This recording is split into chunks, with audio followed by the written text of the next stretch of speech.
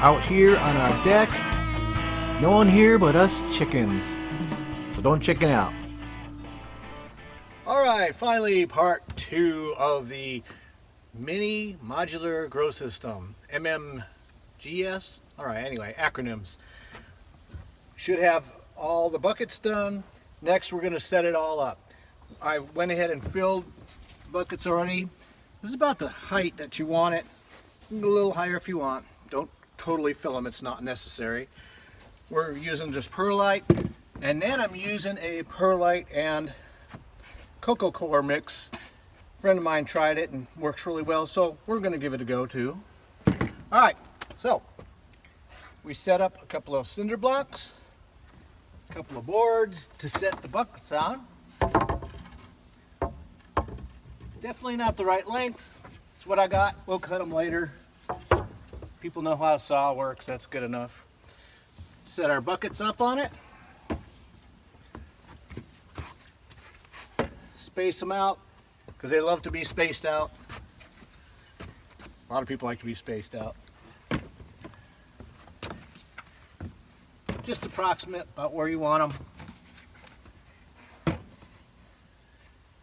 And then the next step is we'll get the 27-gallon bin. Still got some things in here, the float bed. Okay, next we're going to take the pump. There's different adapters. There's one with a 1/2 inch. There's a little rubber washer on here. Make sure it's there. Screwed into the top of the pump.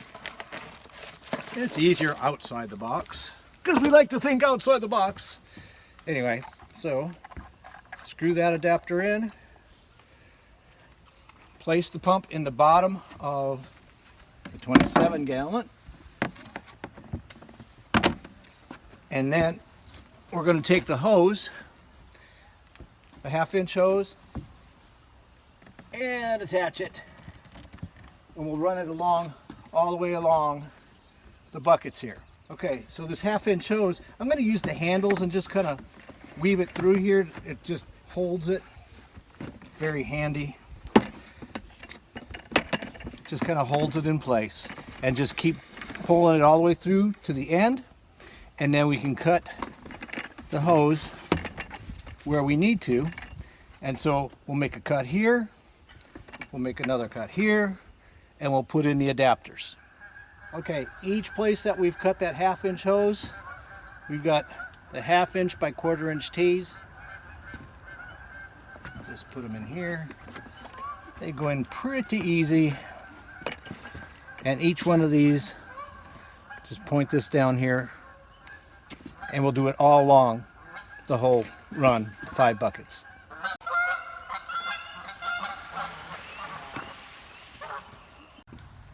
Okay, now that we have all the tees in place, the 1/4 inch hose, we're going to cut about lengths like that, a little longer than an elephant trunk. Oh, silly goose. Anyway, all right, so we cut 5 of these. They just go here, pointing down into the buckets. And all the little elephants are getting drinks.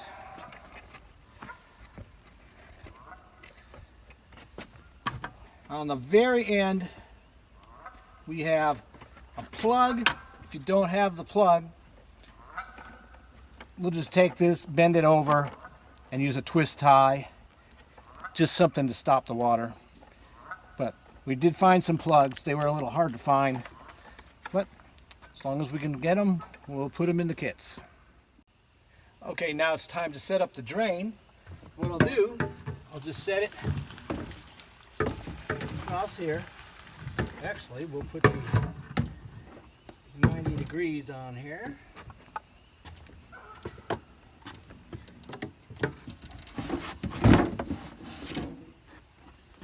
One on the one end, pointing down into the container. One on this end. Now I've already measured this, so we've got the right length. So the last one will go right here for this drain here. Okay, next we're going to go ahead and mark where those drains will go. We'll drill 1-inch holes at each spot on the 2-inch pipe that these will drain down into. Of course, we don't need one on the last one. Okay, next we're going to cut 1/2-inch tubing that will go from here and down about halfway into this pipe. So we'll just cut it like that. So we'll make our cuts. Each one will be a little bit different because you see this slope goes downhill. Water loves to go downhill. I don't know why. I guess it's that gravity thing. Okay, so we've got these pieces cut. And they just go into the hole and up into the 90. Now you can do this a whole nother way. You can just tip the bucket up, put your pipe in, down into the hole. It's really easy. Okay, for a recap, even though we're not using caps, we've got the 90 with the piece of 1/2 inch goes into the 1-inch hole of this 2-inch pipe. 90-degree elbow on the end of each. This will flow in here, drain into here. This will be our nutrient tank and also our float bed. Okay, next we're going to put the air stones into our float bed. And you really do need the air for everything to grow well. So there's 2 outlets. Attach the air hose to an outlet. If you wet these down, they go on a lot easier. Or you can just fight with them if you want. Okay. So we've got our pump up higher here. That way we don't need a check valve in the line. The water's not going to run back into the pump. These air stones will attach to this. Cut the right length. And just attach the air stone. Again, wet it down. Spit on it. Unless you have coronavirus. Okay, and then put your hose on. Put the air stone in. This comes with 2. One will do. You can always add another float bin with what we have. But I'm going to put both in here. Eventually you're going to want 2 of these floats because they work so well.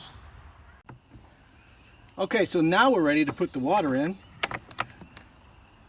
Wait, water and electric. Alright, anyway, get the water in. These 2 plug in. We'll have the air going. Put the float bed in here. This will be running. But we also include a timer in here. So depending on the time of day, the heat, we usually run this 3, 4, maybe even 5 times a day for 15 minutes at a time on the timer. Keeps everything nice and moist. Doesn't let it get too saturated. Works real well. There's also some fabric pots included in the kit. There's 5 of them. There's a couple of 5 gallons, a couple 3 gallons. And what we want to do with those, we'll fill them with perlite or perlite cocoa mix. I'm really curious to see how that cocoa mix is going to work too. But then find something that they can drain into, whether it be a kiddie pool, design your own. I have found a nice cheap food tray that's going to work really good. And you can put this anywhere actually, so just set it up, put your fabric pots in there. Don't trip on anything. They can be spaced out like me right now. It'd be perfect.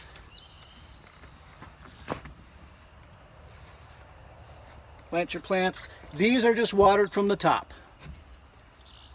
It'll drain into whatever containment you have. And you can always see if they need water.